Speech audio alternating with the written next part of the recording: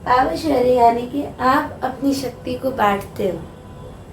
आपकी कोई पावर होती है, जैसे कोई प्रिंसिपल होता है, वो प्रिंसिपल होता है स्कूल का हेड। ये हमारा स्कूल है, स्कूल का हेड कौन है? प्रिंसिपल। प्रिंसिपल क्या आपके क्लासरूम में आकर देखेगा कि आप पढ़ रहे हो कि नहीं? उन्हें तो ये भी नहीं पता होगा कि तुम्हारा नाम क्या है, नहीं पता होगा हमारा नाम क्या है। तो क्या करते हैं, क्लास टीचर्स में डिवाइड कर देते हैं। क्लास टीचर सीटी होता है कि हर क्लास का इंचार्ज एक टीचर होगा जो कि ध्यान रखेगा। लेकिन हर क्लास में हर सब्जेक्ट को क्लास टीचर्स नहीं पढ़ा सकते ऑब्वियसली। क्या एक टीचर 5 सब्जेक्ट पढ़ा सकता है? नहीं पढ़ा सकता है। बल्कि मैं ही सिर्फ दो सब्जेक्ट पढ़ा रही हूँ। मेरे लिए इम्पॉसिबल है कि मैं हर टॉपिक हर सब्जेक्ट का कवर अप कर पाऊँ। तो उसको मैं 5 में डिवाइड कर दिया, T T T T T. अब सब्जेक्ट्स का ये सारा काम देते हैं और ये फिर इनको इन्फॉर्मेशन देते हैं कि क्या ये बच्चे जो है इस सब्जेक्ट में काम कर रहे हैं। फिर क्लास टीचर को प्रिंसिपल को इन्फॉर्मेशन भेजते हैं कि ये बच्चे काम कर रहे हैं कि नहीं कर रहे, पढ़ाई कर रहे हैं कि नहीं कर रहे। पावर शेयरिंग से शुरू करते हैं। तो सबसे पहले पावर शेयरिंग का मतलब क्या होता है? अपनी शक्ति को बांटना, ताकि आप एफिशिएंट काम कर पाओ, ताकि आप जो है किसी कंट्री में प्रूडेंशियल बोल रही और इफेक्टिव वे में काम कर पाओ, कोई लॉ लगा पाओ या कुछ भी कर पाओ। तो इस चैप्टर में हम 2 एग्जाम्पल्स देखेंगे। एक है हमारा बेल्जियम का, जो कि इस शेप का है, ट्रायंगल शेप का है, और एक है हमारा श्रीलंका का, जो कि एक पत्थर की शेप का है। देखते हैं बेल्जियम।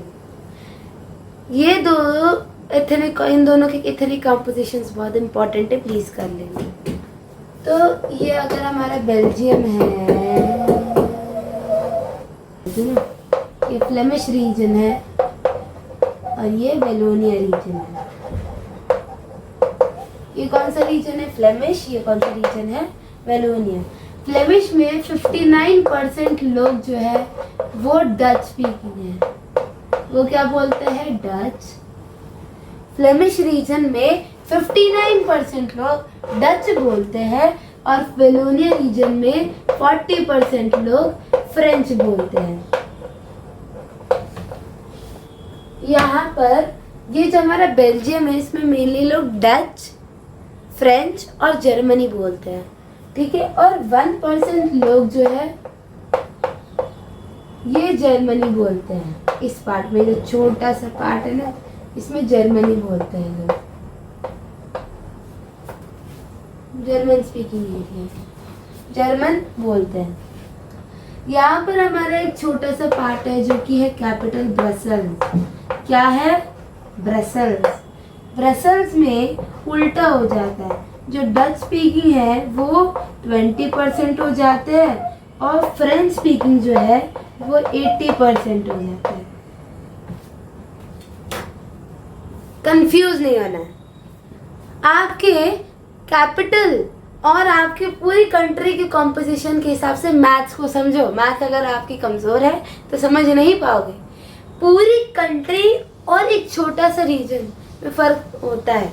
इससे मुझे एक बात बताओ, अगर अरुणाचल प्रदेश में ट्राइबल कम्युनिटी ज़्यादा है तो क्या इसका मतलब ये है कि पूरी कंट्री में ट्राइबल कम्युनिटी बहुत ज़्यादा है?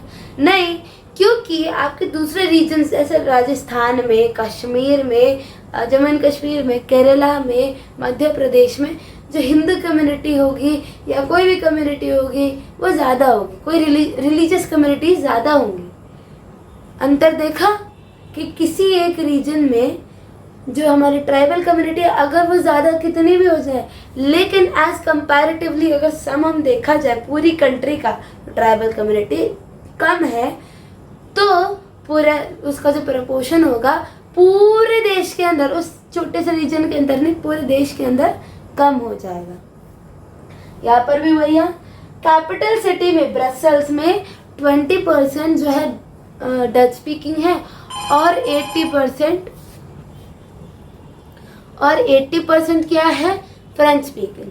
समझ आई बात? अब मुझे एक बात बताओ, जब हम कैपिटल सिटी देखते हैं तो इसमें सबसे ज़्यादा हमें क्या दिखता है? डेवलपमेंट। हमें सेंट्रल, जो भी सेंट्रल गवर्नमेंट्स के जितने भी ऑफिसेस होते हैं वो यहीं पर ही होते हैं, है ना? तो लॉजिक लगाओ कि यहाँ पर जो डच स्पीकिंग यहाँ पर कम है, फ्रेंच स्पीकिंग ज़्यादा है, तो उनकी इकोनॉमिक डेवलपमेंट ज़्यादा होगी, उन्हें एजुकेशन ज़्यादा मिलेगा as comparatively to Dutch speaking. पहली बात, फ्रेंच स्पीकिंग जो है रिलेटिवली रिच और पावरफुल थे। दूसरा, इनकी डेवलपमेंट बहुत लेट हुई और इनको एजुकेशन लेट में मिली थी, एक एजुकेशन और इकोनॉमिक डेवलपमेंट, ठीक है। इसी कारण से 1950s और 1960s के समय, कब 1950s और 1960s के समय इनके बीच में बहुत ज़्यादा क्या हो गई थी? टेंशन क्रिएट हो गई थी इन दोनों कम्युनिटीज के।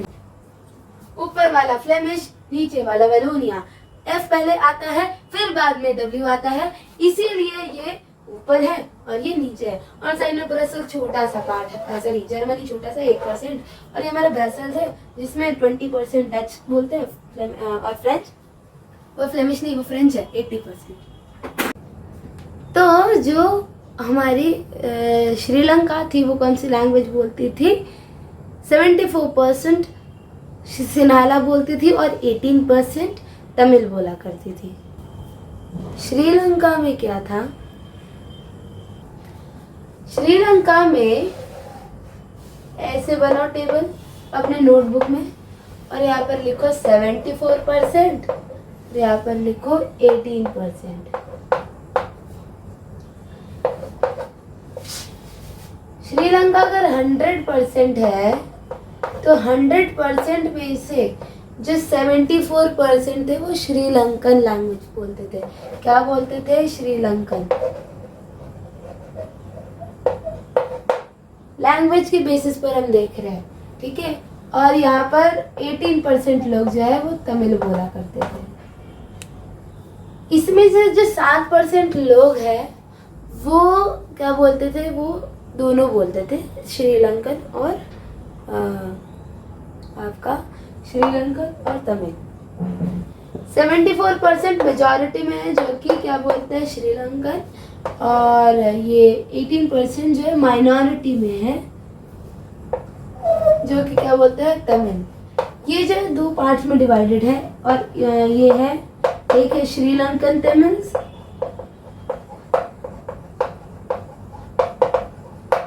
और दूसरे हैं इंडियन तमिल्स।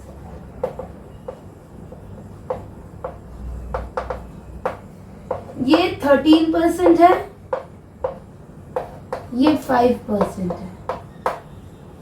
ये जो इंडियन तमिल्स थे, ये श्रीलंकन तमिल्स नेटिव वाके रहने वाले ही हमेशा से रहता आ रहे, लेकिन ये जो इंडियन तमिल्स है ये ब्रिटिशर्स के समय ये इंडिया से एज प्लांटेशन वर्कर्स आए थे। कैसे आए थे? Plantation workers.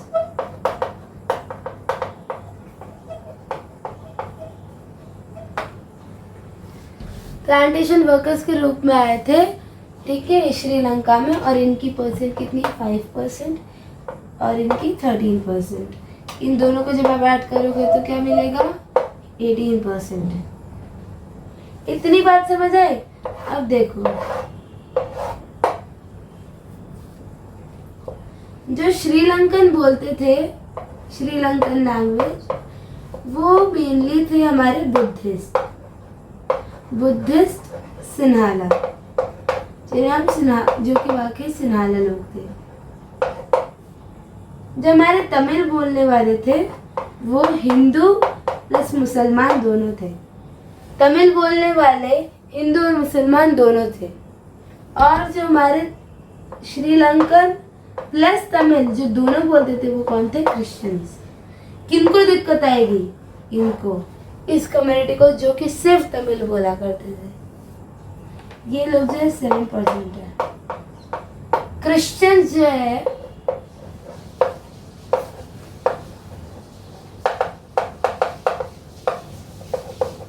सेवन परसेंट है, ठीक है। मैंने यहाँ पर एरो इसलिए नहीं लगाई क्योंकि इसके साथ नहीं है।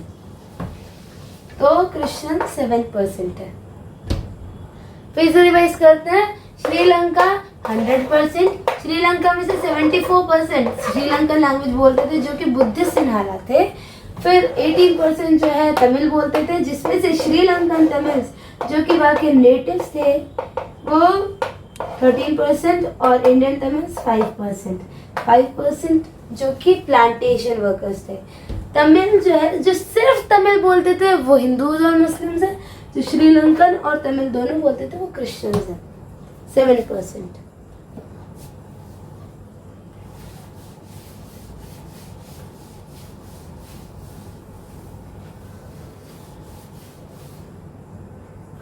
अब नेक्स्ट क्या है कि हम देखेंगे कि इन दोनों की एथनिक कॉम्पोजिशन हमने देख ली। अब ना हम देखेंगे कि इन दोनों ने एकोमोडेट या मेजॉरिटेरियनिज्म दोनों में से क्या चूज किया। श्रीलंका ने एकोमोडेशन छोड़ा कि हम जो है मेजॉरिटेरियनिज्म अपनाएंगे। ये मेजॉरिटेरियनिज्म क्या है?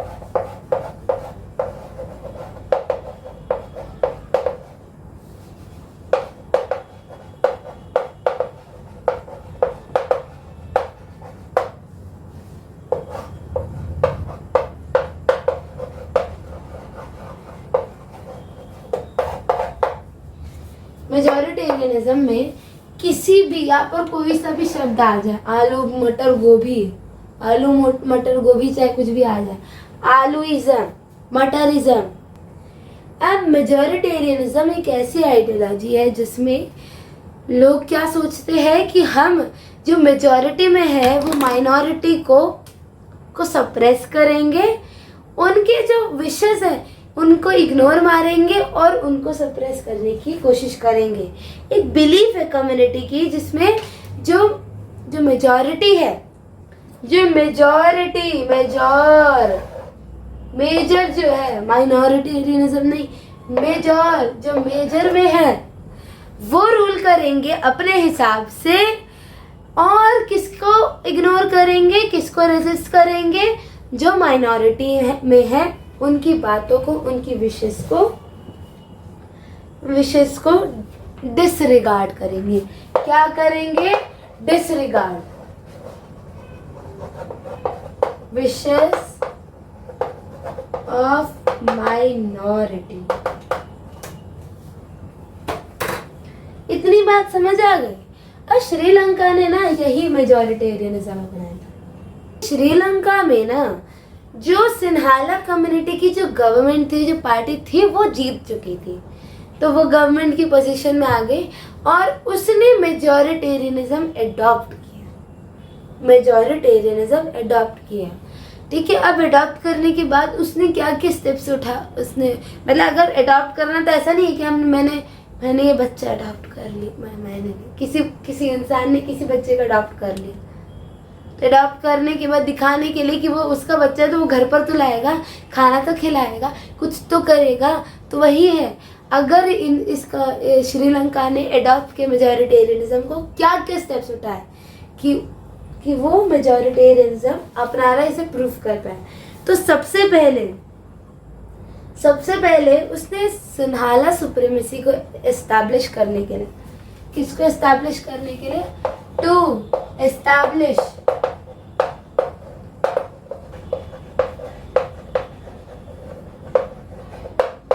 फर्स्ट, पहला जो बहुत इंपॉर्टेंट एक्ट है 1956 के समय एक एक्ट लॉन्च किया गया। ठीक है, इस एक्ट का नाम तो लिखा ही नहीं था, सॉरी। ये एक एक्ट लॉन्च किया गया है जिसके तहत 3 चीजें की गई। सबसे पहला है सिन्हाला को ऑफिशियल लैंग्वेज बना दिया।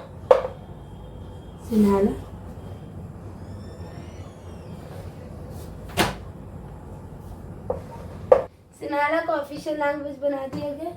दूसरी जो चीज़ की वो की थी कि जो भी लोग सिन्हाला कम्युनिटी से बिलोंग करते थे उन्हें प्रेफरेंस मिलेगी कॉलेजेस में, स्कूल्स में और ऑफिसेज में। ठीक है, तो गवर्नमेंट ने प्रेफरेंशियल पॉलिसीज पॉलिसीज ऐसी बनाए कि वो जो है सिन्हाला कम्युनिटी को ही अपॉर्चुनिटीज देती थी, ताकि वो लोग जो है गवर्नमेंट ऑफिसर्स, गवर्नमेंट कॉलेजेस में एडमिशन ले पाए। प्रेफरेंशियल पॉलिसीज, ये बुक में जो यहाँ पर लिखा है ना, ये पूरा इसका एक्ट है।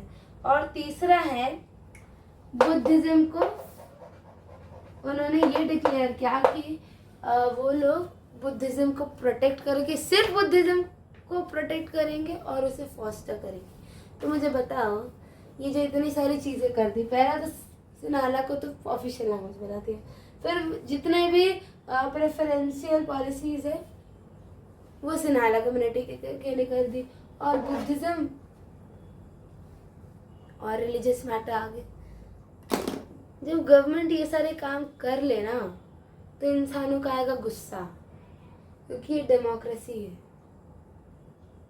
तो भाई ये आप कौन होते हो कि आप ये हम पर ये सब चीज़ें लागू करो? लोगों को भी आएगा गुस्सा, ठीक है। तो उन्होंने डिमांड्स रखी थी। ये 3 चीज़ें समझ आ गई। तो ये जो श्रीलंकन थे, श्रीलंकन तमिल्स को बुरा लगा, वो एलियनेट फील होने लगे। क्या फील होने लगे? एलियनेट।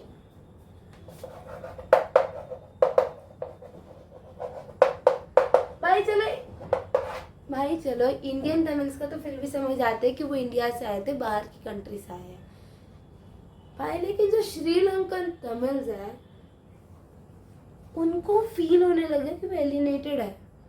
वो इतने सालों से उसी देश में रह रहे हैं, उस देश की माटी में पैदा हुए, उनके एंसेस्टर्स वहीं से है, तो उन्हें ऑब्वियसली बुरा लगेगा।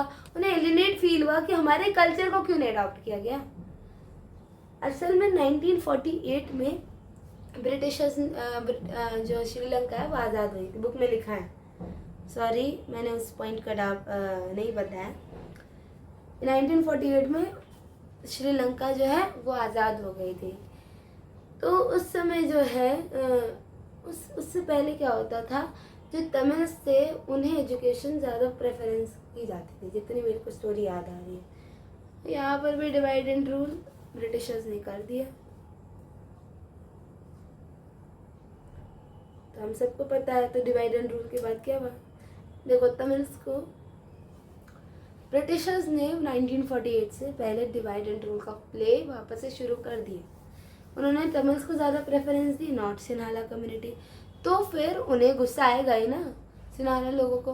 तो उन्होंने फिर हम एक्ट पास कर दिया, मेजॉरिटेरियनिज्म अडॉप्ट कर ली, और फिर तमिल्स को आएगा गुस्सा, उन्होंने LTTE बनाया।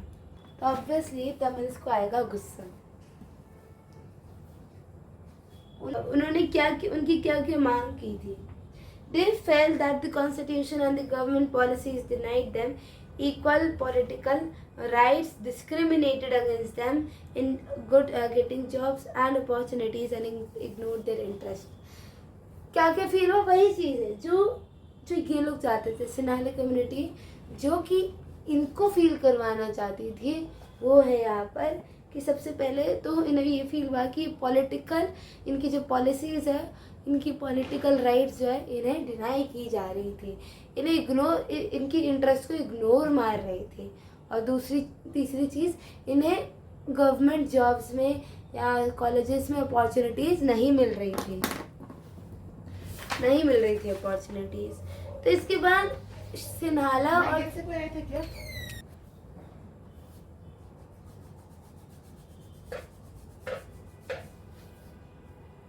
इसके बाद क्या होता है कि जो सिन्हाला और श्रीलंकन तमिल्स दोनों कम्युनिटीज़, जो तमिल्स थे और सिन्हाला कम्युनिटी थी, इन दोनों के बीच में टसल्स शुरू हो गए। इनके रिलेशंस दिन प्रतिदिन खराब होते जा रही थी। श्रीलंकन तमिल्स ने पार्टीज और स्ट्रगल श्रीलंकन तमिल्स ने लॉन्च कर दी 3 डिमांड्स को पूरी करने के लिए। कि पहली कि तमिल लैंग्वेज को ऑफिशियल लैंग्वेज बना दिया जाए, दूसरी कि रीजनल ऑटोनॉमी मिल जाए इन्हें, और तीसरी इक्वल अपॉर्चुनिटीज। इक्वल अपॉर्चुनिटीज के लिए जो है ये लॉन्च कर दी हमारी, मतलब इक्वल अपॉर्चुनिटीज किसमें, जॉब्स और कॉलेजेस में इन्हें मिल जाए। ठीक है। अब फिर गवर्नमेंट ने इनकी जो डिमांड्स थी वो रेजिस्ट कर रहे थे, वो इस डिमांड को बार बार डिनाई कर रहे थे और अंत में जब उन्होंने इनकी बिल्कुल बात नहीं सुनी तो एक सिविल वॉर हुआ, जो कि एक सेटबैक था ये इस पूरे श्रीलंका के लिए। चाहे आज श्रीलंका जितना भी उनके HDI आगे हो या फिर वो जितनी भी डेवलप्ड हो, लेकिन ये जो सिविल वॉर थी ये उनके लिए एक सेटबैक था।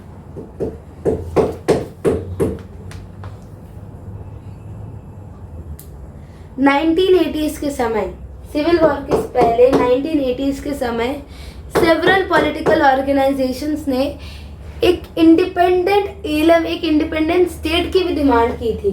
सिविल वॉर से पहले एक इंडिपेंडेंट तमिल एलम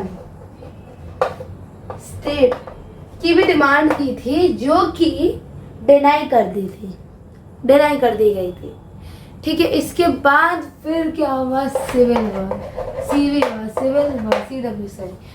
वॉर हुआ, जो कि एक सेटबैक था श्रीलंका की इकोनॉमी के लिए।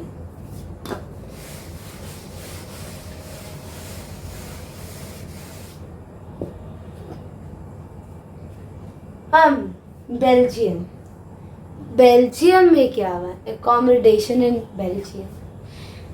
हमने देख लिया कि इन लोगों ने मेजॉरिटेरियनिज्म अडॉप्ट किया, जो कि इन्हें तो बहुत अच्छी लग रही थी, लेकिन असल में इसने जो फ्यूचर, प्रेजेंट में तो ये अच्छी लगती कि हमारे साथ तो बहुत अच्छा हो रहा है, लेकिन फ्यूचर में इसने क्या किया, सेटबैक। अब एकोमोडेशन, हम एक एकोमोडेशन भी देखते हैं कि एकोमोडेशन क्या करता है। अब हम देखते हैं बेल्जियम में क्या सोचा। बेल्जियम का जो एथनिक कॉम्पोजिशन था, हमने देखा कि वो श्रीलंका से भी ज़्यादा कॉम्प्लेक्स था, मतलब क्योंकि आप देखो कि पूरी कंट्री में तो अलग है, पूरी कंट्री में डच स्पीकिंग जो है वो ज़्यादा है, बट कैपिटल सिटी में फ्रेंच ज़्यादा है। तो भाई हम कैसे करेंगे मैनेज, दोनों उलट पुलट हो गए, सुई हो गए, क्या करें अब दोनों में। तो इसके लिए 1970 से लेकर 1970 introductory point, what was the how did Belgium, what were the successful measures taken by the Belgium to accommodate all the communities, ऐसा कोई क्वेश्चन आएगा तो पहला इंट्रोडक्टरी पॉइंट 1970 से लेकर 1993 से तक 4 टाइम्स अमेंडेड कॉन्स्टिट्यूशन, यानी कि कॉन्स्टिट्यूशन को 4 बार अमेंड किया, उसमें 4 बार चेंजेस लाए गए। तो किसके लिए, ताकि लोग जो है सभी कम्युनिटीज एक साथ एकोमोडेट हो पाए, एकोमोडेट यानी कि एक साथ इंटीग्रेट हो पाए, सब एक साथ रहे, हम साथ है, ये कर पाए। ठीक है। तो to enable everyone to live together, सब लोग एक साथ रहे, इसके लिए क्या किया, ये 4 बार अमेंड किया।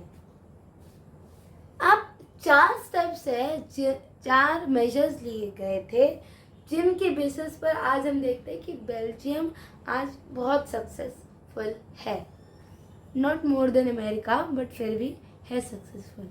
अब बेल्जियम ने ऐसा क्या किया, उसके 4 स्कूप्स देखते हैं। मुझे पता है मैं हमेशा इसी साइड लिखती हूँ क्योंकि उस साइड जगह नहीं होती, सॉरी फॉर दैट। तो सबसे पहले बेल्जियम ने 4 स्टेप्स लिए थे। सबसे पहला है कि सेंट्रल गवर्नमेंट के अंदर जो फ्रेंच स्पीकिंग मिनिस्टर्स है वो इक्वल होंगे डच स्पीकिंग मिनिस्टर्स से, यानी कि दोनों के नंबर्स सेम होंगे। अगर डच स्पीकिंग के ज़्यादा हो गए कभी या फ्रेंच स्पीकिंग ज़्यादा हो गए, वो गवर्नमेंट नहीं माना जाएगी। हर एक कम्युनिटी के लिए इक्वल नंबर होंगे। इसी को मानते हुए कैपिटल ने भी बोला ठीक है, हम भी कैपिटल में यही अप्लाई करते हैं कि चाहे 80% हो चाहे वो 20% हो, फर्क नहीं पड़ता है, दोनों में ही इक्वल नंबर ऑफ मिनिस्टर्स होंगे। कैपिटल गवर्नमेंट में, मतलब यानी कि स्टेट गवर्नमेंट में, कैपिटल गवर्नमेंट में और सेंट्रल गवर्नमेंट में। ठीक है। अब दूसरा क्या था कि जो सेंट्रल गवर्नमेंट होगी वो अपनी कुछ पावर्स स्टेट गवर्नमेंट को भी देगा, कुछ पावर, जैसे टैक्स कलेक्शन या कुछ भी ऐसा। टैक्स कलेक्शन नहीं, जैसे हम फेडरलिज्म में हम पढ़ेंगे कि मैरिज, एडॉप्शन, ऐसे कोई पावर्स होंगे तो ये स्टेट गवर्नमेंट को जाएगी। ठीक है। वो सबऑर्डिनेट नहीं होंगे टू दी सेंट्रल गवर्नमेंट। ये जो हमारा सेंट्रल गवर्नमेंट है, स्टेट गवर्नमेंट है, ये सबऑर्डिनेट यानी कि नीचा नहीं होगा, एक सब यूनिट नहीं होगा, ये इसी के बराबर होगा। ठीक है। ये दोनों बराबर होंगे। ठीक है। कोई किसी से सबऑर्डिनेट नहीं होगा। ठीक है। SG not subordinate to central government. और लास्ट है हमारा कम्युनिटी गवर्नमेंट। पूरा मिट रहा है। कम्युनिटी गवर्नमेंट यानी कि हर एक लैंग्वेज स्पीकिंग की जो गवर्नमेंट होगी वो अलग अलग होगी। जैसे फ्रेंच स्पीकिंग की French community government, Dutch speaking की डच कम्युनिटी गवर्नमेंट, और जर्मन स्पीकिंग की भी थी जर्मन स्पीकिंग कम्युनिटी गवर्नमेंट। ठीक है। ये चार। पहला क्या कि सेंट्रल गवर्नमेंट में DS यानी कि डच स्पीकिंग और फ्रेंच स्पीकिंग दोनों इक्वल होंगे। ये जब कैपिटल सिटी में जब फ्रेंच स्पीकिंग में लोगों ने देखा कि ये लोग ऐसा मान रहे थे, तो उन्होंने भी बोला कि हम भी डच स्पीकिंग और फ्रेंच स्पीकिंग के मिनिस्टर्स बराबर रखेंगे। और दूसरा क्या है, ये दोनों, ये फर्स्ट और ये थर्ड पॉइंट। ये सेकंड पॉइंट है जिसमें क्या है, सेंट्रल गवर्नमेंट जो है वो अपनी पावर स्टेट गवर्नमेंट को देगा, और स्टेट गवर्नमेंट जो है वो सबऑर्डिनेट नहीं होगा सेंट्रल गवर्नमेंट के। और कम्युनिटी गवर्नमेंट बनाई गई कि हर एक लैंग्वेज के लिए एक अलग गवर्नमेंट बनेगी। ठीक है। जैसे French community government, Dutch speaking community government और जर्मन स्पीकिंग कम्युनिटी गवर्नमेंट। बात इतनी समझ आई?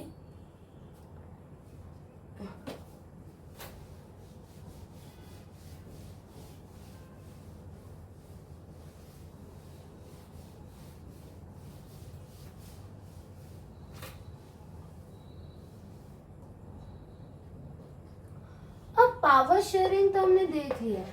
इसमें पावर शेयरिंग लिंग्विस्टिक बेसिस पर हुआ कि एक जगह तो पावर शेयर करी गई, यानी कि दोनों जो कम्युनिटीज है, एक मिनट,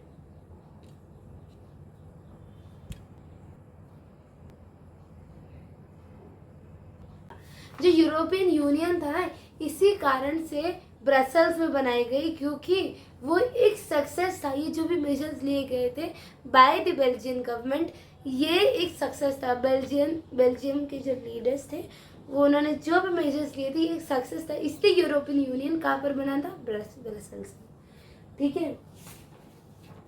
अब prudential reasons, sorry, power sharing क्यों डिजायरेबल है, ये 3 नंबर का क्वेश्चन आता है, 2 से 3 कि why power sharing is desirable. 2 कारण से। अब फॉर्म्स ऑफ पावर शेयरिंग, सबसे पहला है हॉरिजॉन्टल। पावर शेयरिंग के भी बहुत सारे फॉर्म्स होते हैं, मतलब अलग अलग तरीके से पावर को शेयर कर सकते हैं। जैसे प्रिंसिपल मैडम भी जो अपने पावर अलग अलग तौर पर शेयर कर सकते हैं। जैसे कि वो कभी क्लास टीचर्स में डिवाइड कर सकती है फॉर डिफरेंट पर्पसेस। जैसे क्लास टीचर में अगर वो डिवाइड करती है अपना काम, तो क्लास टीचर टीचर्स के, तो वो स्टूडेंट्स कैसी पढ़ाई कर रहे हैं उसके लिए। फिर अगर प्रिंसिपल को स्कूल की देखरेख के लिए डिवाइड करना है, तो वह vice principal ma'am, headmistress ma'am के तौर पर डिवाइड करेंगी। ठीक है। तो ऐसे करके हम डिफरेंट पर्पसेस के लिए अलग अलग तरीके से पावर को शेयर करते हैं। पहला है हॉरिजॉन्टल। हॉरिजॉन्टल होता है बिटवीन ऑर्गन्स। हमारा पेट, हमारा लंग्स, हमारी किडनी हमारा ब्रेन, ठीक है, ये सारे क्या है, ये सारे ऑर्गन्स है, ग्लैंड्स बोले, ये सारे ऑर्गन्स है जो कि काम करते हैं। सबकी महत्वता अलग अलग है, सेम टू सेम है। बिना दिमाग के आप रह सकते हो? बिना हार्ट की बीटिंग के आप रह सकते हो? आप सांस नहीं ले रहे हो, आप रह सकते हो? पेट आपका डाइजेशन नहीं कर रहा, आप रह सकते हो? नहीं रह सकते हो। इट इज़ इम्पॉसिबल कि आप पेट के बिना रहो, हार्ट के बिना रहो, किडनी के बिना रहो। किडनी, अगर दोनों किडनीज फेल हो जाएंगे आप नहीं रह पाओगे, नहीं रह पाओगे, आपको डायलिसिस करना पड़ेगा, नहीं तो आप कुछ दिनों के अंदर मर जाओगे। तो हॉरिजॉन्टल क्या होता है, ऑर्गन्स में डिवाइड होता है। किन किन में? लेजिस्लेचर, एग्जीक्यूटिव और जुडिशरी।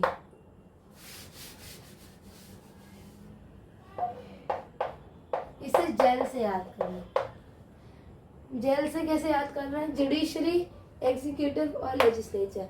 लेजिस्लेचर क्या करता है? Law making. एग्जीक्यूटिव क्या करता है? उसे एग्जीक्यूट करना यानी कि अप्लाई करना देश में। और जुडिशरी का काम क्या होता है कि वो देखे इन दोनों को कि क्या ये दोनों सही कॉन्स्टिट्यूशन के हिसाब से लॉज बना रहे हैं। और ये जो तीनों ऑर्गन्स है ये एक दूसरे को चेक करते, बैलेंस करते कि क्या कि एक कोई भी ऑर्गन जो है वो अनलिमिटेड पावर को एक्सरसाइज ना करे। यानी कि अगर लेजिस्लेचर ने मतलब ज़्यादा दादागिरी करनी शुरू कर दी, कोई भी लॉ बनाना शुरू कर दे, तो एग्जीक्यूटिव और जुडिशरी उन्हें बोलेंगे हेलो भैया नहीं करना है, आपको नहीं करना है, ठीक है। वर्टिकल में होता है, और वर्टिकल पावर शेयरिंग में होता है कि जैसे प्रिंसिपल ने क्लास टीचर को दिया, क्लास टीचर ने सब्जेक्ट टीचर्स को दिया। मतलब सेंट्रल गवर्नमेंट ने, जैसे ये हमारी कंट्री है, ये हमारी पूरी कंट्री है, इसमें एक सेंट्रल गवर्नमेंट है जो कि इसे चला रही है। अब ये जो बहुत बड़ी कंट्री है, अब इसे क्या करना, छोटी छोटी सब यूनिट्स में डिवाइड कर दो ताकि आप जो है इसे अच्छे से चला पाओ। मतलब मोस्टली तो इक्वल ही होता है, इंडिया में थोड़े, ठीक है। तो ये स्टेट गवर्नमेंट हो गई। अब स्टेट गवर्नमेंट ये तो नहीं होती ना आपके घर पर केजरीवाल जाकर पूछ रहे हाँ जी आपके पास पानी है, आपके पास बिजली फ्री बोल रही फ्री आ रही है, आ रही है, आ रही है। हम सब बोलेंगे नहीं आ रही है यार, 200 से ज़्यादा यूनिट्स वो आती है बिल, हम क्या करें अब, ठीक है। तो उन्हें फ़र्क नहीं पड़ता है, वो हमसे पूछने नहीं आएंगे, उन्हें फ़र्क पड़ता है। लेकिन एक्चुअली में क्या होता है, यहाँ पर जो स्टेट गवर्नमेंट है वो अपने आप को छोटी छोटी यूनिट्स में, प्रोविंसेस में डिवाइड करती है। वो होती है प्रोविंशियल गवर्नमेंट, नहीं तो लोकल गवर्नमेंट, ठीक है। ये जो छोटी सी यहाँ पर होगी, बात आई समझ में। तो डिवीजन ऑफ पावर वर्टिकली यानी कि स्टेट गवर्नमेंट, फिर सेंट्रल गवर्नमेंट, फिर स्टेट गवर्नमेंट, फिर लोकल गवर्नमेंट। अब सोशल ग्रुप्स में आएगी कम्युनिटी गवर्नमेंट, यानी कि ये कहाँ पर देखने को मिलता है, ये बेल्जियम में देखने को मिलता है कि हम जो है लैंग्वेज या रिलीजन, लैंग्वेज के बेसिस पर किसी सोशल इशू के इशू नहीं, किसी सोशल टॉपिक के बेसिस पर हम डिवाइड कर देते हैं गवर्नमेंट को। जैसे लिंग्विस्टिक बेसिस में हमने डिवाइड किया, फ्रेंच स्पीकिंग कम्युनिटी को कौन कौन संभालेगा, कैसे कैसे संभालेगा। अगर हमने रिलीजन के बेसिस पर डिवाइड कर कि हिंदू, मुस्लिम, सिख, बुद्धिस्ट, जुडाइज्म, क्रिश्चियनिटी, इन सब के बेसिस पर हमने डिवाइड किया, तो हिंदूज को हिंदूज, मुस्लिम्स को मुस्लिम्स, क्रिश्चियंस को क्रिश्चियंस, जुडाइज्म को जुडाइज्म गवर्नमेंट संभालेगी। अलग अलग सोशल ग्रुप्स सोशली अपने सोशल क्लासेस को, सोशल लोगों को समझाएंगे। बात इतनी समझ आई। अब नेक्स्ट है हमारा pressure groups. Not only pressure groups, political parties also, political parties और movements, political parties, pressure groups और मूवमेंट्स, इनके बेसिस पर भी डिवाइड होती है कि ये जो है गवर्नमेंट की जो भी वो डिसीजंस लेते हैं, उन्हें इन्फ्लुएंस करते हैं। In a democracy the citizens must have freedom to choose among various contenders for powers. अब मुझे एक बात बताओ, पॉलिटिकल पार्टीज में हम जैसे देखते हैं, बीजेपी है, कांग्रेस है, आम आदमी पार्टी, ये 3 पार्टी हमें मेनली पता होती है, ठीक है। जैसे मान लेते हैं, मानना है बस कि बीजेपी जो है वो अच्छा काम कर रही है, आम आदमी भी थोड़ा थोड़ा अच्छा काम कर रही है, लेकिन कांग्रेस अच्छे से काम बिल्कुल नहीं कर रही है, ठीक है। तो हम किसको चूज करेंगे? बीजेपी को। अगर कांग्रेस ज़्यादा अच्छा काम करने लग जाए, बीजेपी थोड़ा लो हो जाए और आम आदमी पार्टी बिल्कुल अच्छा काम ना करे, हम किसको चूज करेंगे? कांग्रेस को। तो इसके हिसाब से हमने पावर्स डिवाइड कर दी कि हम एक बार तो बीजेपी को चूज करेंगे जो अच्छे से काम करेगा। पावर शेयर कर दी हमने, यहाँ पर भी पावर शेयर कर दी हमने कि पॉलिटिकल पार्टीज में हमने पावर शेयर कर दी कि ये काम अच्छा कर रहा है, अच्छा ये कर रहा है, ये सारी चीज़ों पर ये ध्यान रख रहा है, इन सारे पॉइंट्स को कवर अप कर रहा है, इस पार्टी को चूज करता है। अच्छा, आम आदमी पार्टी ये सारी ट्रांसपेरेंट क्लीन गवर्नमेंट चाहती है, हम इसको चूज करते हैं। अच्छा, ये हमें फ्री में बिजली भी प्रोवाइड करेगी, पानी भी प्रोवाइड करती है, ठीक है, हम इसको लेते हैं। बात है समझ में? तो हॉरिजॉन्टल, वर्टिकल, सोशल ग्रुप्स और प्रेशर ग्रुप्स, इन चारों में डिवाइडेड होती है। इसी के साथ साथ हमारा चार्टर खत्म होता है।